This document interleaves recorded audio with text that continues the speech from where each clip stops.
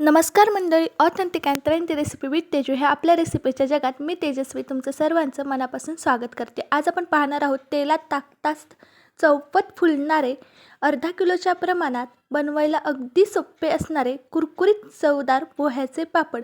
Recipe अगदी सोपी, अख्ख्या उन्हाळ्याचे जेवढे पदार्थ बनवतो ना तेवढ्या पदार्थांमध्ये हीच रेसिपी अगदी सोपी वाटते मला। तर रेसिपीला सुरुवात करूयात। सर्वात आधी काय करायचं, पोहे आपण हे चाळून साफ करून घेणार आहे। त्यासाठी एक असं किचन ओट्यावर जिथे आपण पोहे चाळणार आहोत तिथं पेपर खाली टाकायचा, म्हणजेच कचरा पांगणार नाही। आता मी जी वाटी दाखवली व्हिडिओमध्ये त्या वाटीने मी 3.5 वाटी पोहे घेतलेले आहेत आणि वजनी प्रमाणात म्हणाल तर अर्धा किलो हे पोहे आहेत। आता हे पोहे आपण असे एक एक वाटी चाळणीमध्ये टाकून चाळून घेणार आहे, जेणेकरून जो कचरा असतो, बारीक धूळ वगैरे असते ती या चाळणीतून खाली पडेल, म्हणजेच आपल्याला पोहे साफ करायला सोपं जाईल। मी अशाच पद्धतीने सर्व पोहे चाळून एका परातीमध्ये काढून घेणार आहे। आता हे परातीमध्ये पोहे काढल्यानंतर एकदा पुन्हा चेक करायचं, खराब असलेले पोहे, खडे वगैरे मोठे साफ करायचे। पोहे साफ करून झाल्यानंतर मी गॅसवरती कढई गरम करून घेतली। गॅसची फ्लेम मिडियम टू हायमध्ये ठेवलेली आहे आणि साफ करून घेतलेले सर्व पोहे मी कढईमध्ये काढून घेत आहे। आता आपल्याला हे पोहे 5 ते 6 मिनिटं छान इथे भाजून घ्यायचे आहेत। जर तुम्हाला पोहे भाजायचे नसतील तर तुम्ही हे पोहे कडकडीत उन्हात एक दिवसभर जरी गरम केले, म्हणजेच वाळून घेतले तरी देखील चालेल, पण त्याला खूप वेळ लागतो। त्यामुळे असे 5 मिनिटं गॅसवरती पोहे भाजून घेतले की छान कुरकुरीत होतात, त्यातलं जे पाण्याचं प्रमाण असतं ते पूर्ण नाहीसं होतं। अशा पद्धतीने मी हे सर्व पोहे भाजून घेतलेले आहेत। छान खरपूस पोहे भाजलेले आहेत। मी गॅसची फ्लेम बंद करते आणि त्यानंतर भाजून घेतलेले पोहे एका मोठ्या परातीमध्ये पसरत भांड्यामध्ये काढून घ्यायचे आहेत आणि हे पोहे आता आपल्याला पांगून छान थंड होण्यासाठी ठेवायचे आहेत। पोहे जेव्हा आपण पांगू त्यानंतर ना मध्ये आधी असे आलतीपलटी करायचे, हलवून घ्यायचे, म्हणजेच पोहे जास्त गरम होणार नाही आणि पटकन थंड होतील। 15 ते 20 मिनिटांमध्ये पोहे छान थंड झाल्यानंतर पोहे व्यवस्थित थंड झाले की तुम्ही पाहू शकता हाताने जरी कुस्करले की चांगले तुकडे पडत आहेत। आता काय करायचं, एक मिक्सरचं भांडं घ्यायचं आणि ह्या मिक्सरच्या भांड्यामध्ये यातले अर्धे पोहे मी घालून घेणार आहे। हे पोहे आपल्याला मिक्सरवरती बारीक करायचे आहेत, पोह्यांचे आपल्याला पीठ करायचं आहे। पूर्ण एकदम घालायचं नाही, अर्धे पोहे मी आत्ता घालणार आहे आणि अर्धे नेक्स्ट बॅचला मी पोहे घालणार आहे। 1 ते 1.5 मिनटं मिक्सरवरती हे पोहे चांगले बारीक करून घ्यायचे। पोहे व्यवस्थित बारीक झाले की चाळण घ्यायची, आपली जी गव्हाचे पीठ वगैरे चाळायचे असते ती, आणि त्यामध्ये हे पोह्याचं पीठ घालायचं आणि चाळून घ्यायचं। म्हणजे जे जाडे पोहे असतील, जे न वाटलेले पोहे असतील ते आपण पुन्हा वाटू शकतो। मी दोन्ही बॅचमधले असेच पोहे या चाळणीमध्ये काढून घेतलेत आणि हे चाळून घेत आहे, म्हणजे छान आपल्याला मऊ पीठ मिळून जाईल। अशी प्रोसेस करायचीच, म्हणजे कसं जाडे पोहे त्यामध्ये येणार नाहीत आणि आपल्याला मळताना देखील हे जास्त त्रास होणार नाही। आता हे पोहे व्यवस्थित बारीक झाले होते त्यामुळे काही जास्त कचरा उरलेला नाही। पोह्याचं पीठ तयार झालेलं आहे। आता हे सर्व पोह्याचं पीठ मी इथं घेतलेलं आहे। तुम्ही हे पोह्याचं पीठ आदल्या दिवशी करून दुसऱ्या दिवशी जरी हे पापड करायला घेतले तरी काहीच हरकत नाही, म्हणजेच हे पीठ दुसऱ्या दिवशी मळून लगेच पापड करायचे। आता हे पोह्याचं पीठ घेतलं, यामध्ये मी 1.5 चमचा ओवा हातावरती असा कुस्करून या पिठामध्ये घालत आहे। तुमच्याकडे पापड खार असेल तो जरी अर्धा 1 चमचा घातला तरी देखील काहीच हरकत नाही। आणि त्यानंतर मी पापड तिखट होण्यासाठी 2 चमचे मिरची पावडर घालत आहे। तिखट आवडीनुसार कमी अधिक करू शकता आणि जर लहान मुलं खाणार असतील तर नाही घातलं तरी देखील चालेल। आणि त्यानंतर चवीनुसार मीठ यामध्ये घालून घेतलेलं आहे। आता मीठ आणि मिरची पावडर घालताना एवढीच काळजी घ्यायची की हे पापड वाळल्यानंतर बारीक होतात, त्यामुळे पापड खरड होण्याची जास्त शक्यता असते, एवढंच। आता हे घातलेले सर्व मसाले एकत्र करून घेतले आणि त्यानंतर मी एवढं पातेलं पाणी घेतलेलं आहे।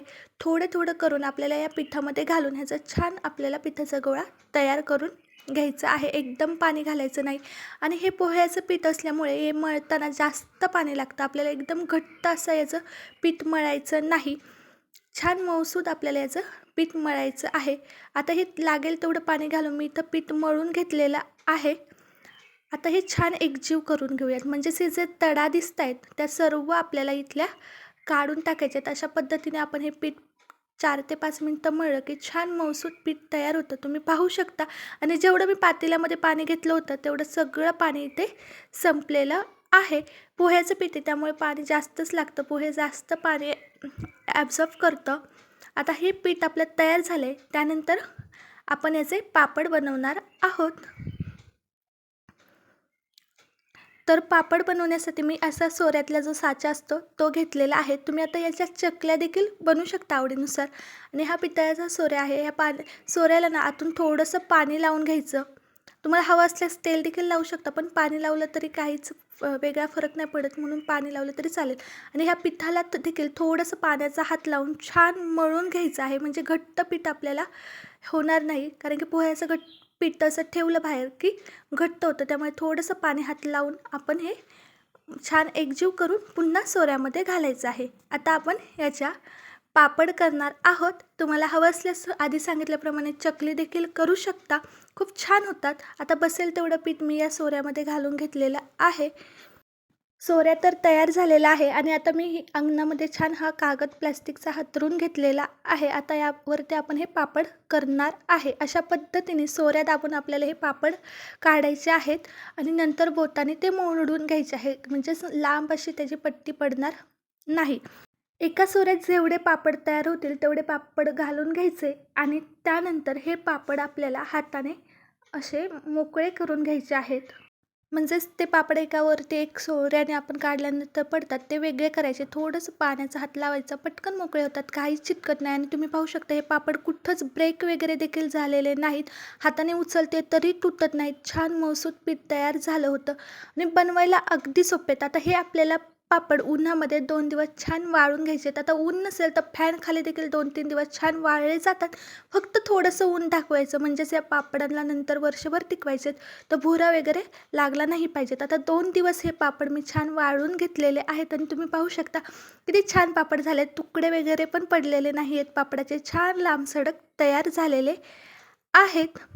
पापड तर छान कडकडीत उन्हामध्ये वाळून घेतलेत. आता सर्वांच्या आवडीची स्टेप म्हणजेच आता काय तर तळून घ्यायचेत आपल्याला हे पापड. त्यासाठी कढईवरती तेल मस्त गरम करून घेतलेलं आहे. कडकडीत गरम करून घ्यायचं. गॅसची फ्लेम हाय ठेवायची आणि त्यामध्ये हे बनवून घेतलेले पापड घालून घ्यायचे आहेत. आणि तुम्ही पाहू शकता विदिन द सेकंड किती छान हे पापड फुलले गेलेले आहेत.